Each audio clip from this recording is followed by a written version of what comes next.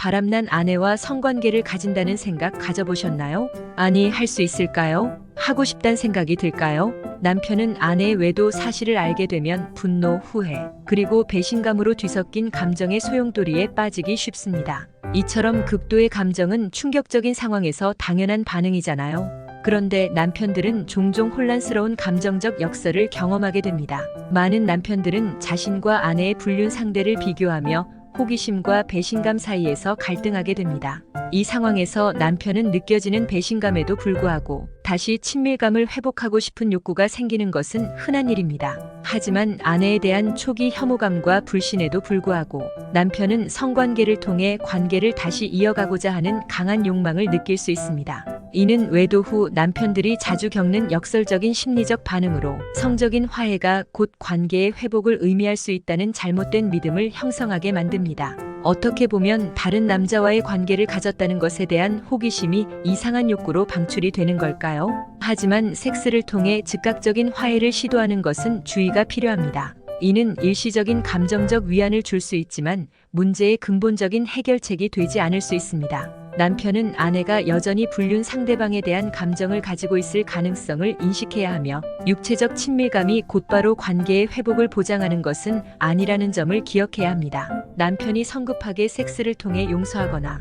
화해하려는 욕구는 장기적으로 감정적인 상처를 더 깊게 만들 수 있습니다. 불륜으로 인해 상처받은 관계는 단순히 육체적 친밀감으로 치유될 수 없으며 오히려 더 깊은 정서적 치유와 상호 신뢰의 재구축이 필요합니다. 섹스를 통한 화해는 그 순간에는 위안이 될 수 있지만 이는 문제를 가리는 임시 방편일 뿐 근본적인 신뢰 회복에는 도움이 되지 않을 수 있습니다. 어떻게 보면 아내를 더 육체적인 요소로 보게 되면서 감정적인 부분은 점점 더 말라갈 수가 있다는 거죠. 이에 대해 전문 상담사들은 남편들에게 감정 관리의 중요성을 강조합니다. 외도 이후 감정적 폭풍 속에서 남편이 분노와 슬픔을 억누르거나 섹스를 통해 문제를 덮으려 하는 대신에 자신의 감정을 제대로 마주하고 이를 해결하기 위한 시간을 가져야 합니다. 상담사들은 종종 섹스는 단순한 신체적 행위일 뿐이며 정서적 헌신이나 신뢰를 회복하는 과정과는 별개라는 점을 상기시키며 육체적 친밀감만으로는 깊은 상처를 치유할 수 없음을 강조합니다.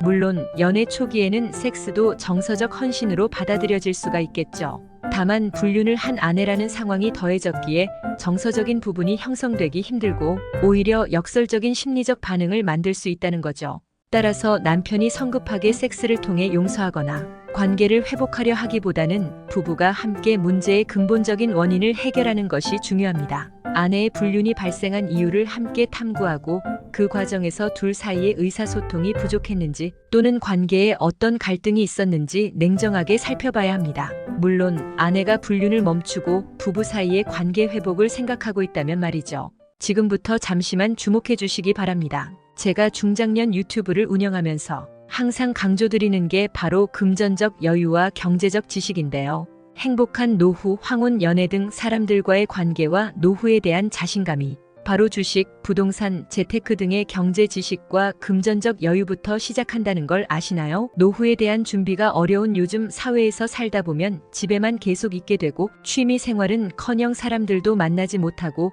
연애할 형편조차 되지 않아 계속 고독스러운 채로 남은 생을 보내야 하나 걱정이 들게 됩니다. 하지만 경제적 여유가 있는 중장년층들은 운동을 하고 치장을 하고 철저한 자기 관리를 할 수 있는 여유가 있고 꺼릴 것이 없는 나이여서 편한 만남을 할 수 있기에 신체적 건강도 그렇고 마음의 건강까지 챙길 수 있기 때문인데요.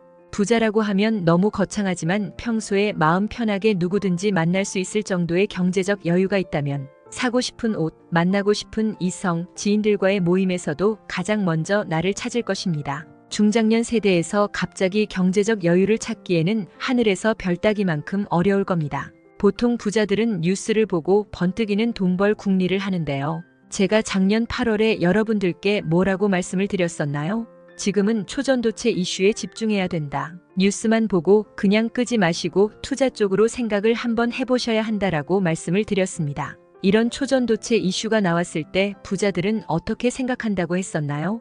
초전도체 관련주는 뭐가 있는지, 어떤 종목이 가장 수익을 크게 주는지, 그리고 어디에 투자해야 돈이 몰리는지 자연스럽게 생각한다고 말씀을 드렸었죠.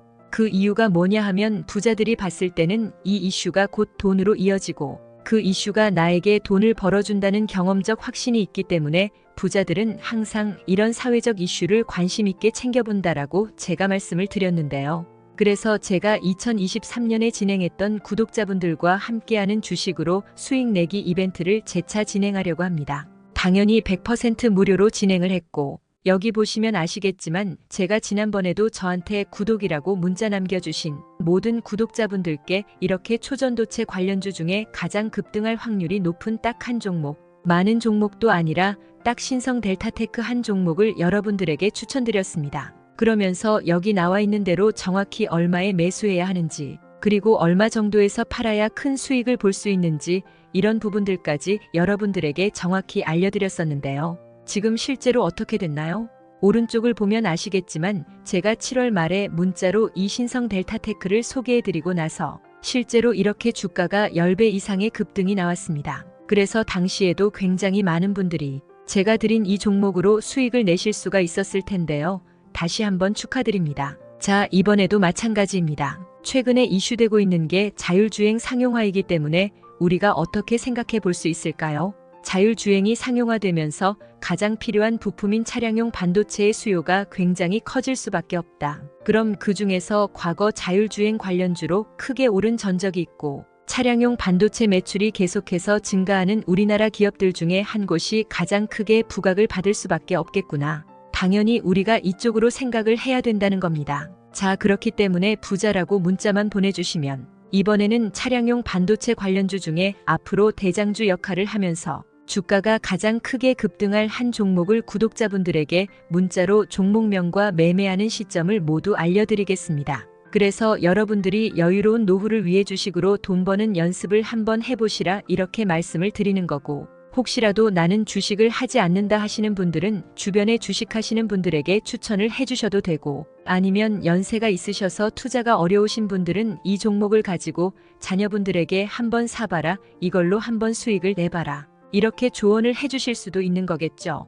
그래서 지금 이 영상을 보시는 시청자분들 중에 나도 이번 종목이 좀 궁금하다 하시는 분들은 누구나 상관없이, 그리고 어느 시간대나 상관없이 부담 없이 연락하실 수 있도록 이렇게 상단에 제 전화번호를 항상 남겨놓고 있습니다. 부자라고 문자 보내주시면 제가 이번에도 똑같이 무료 추천 급등주 문자를 보내드리겠습니다. 이해되시죠?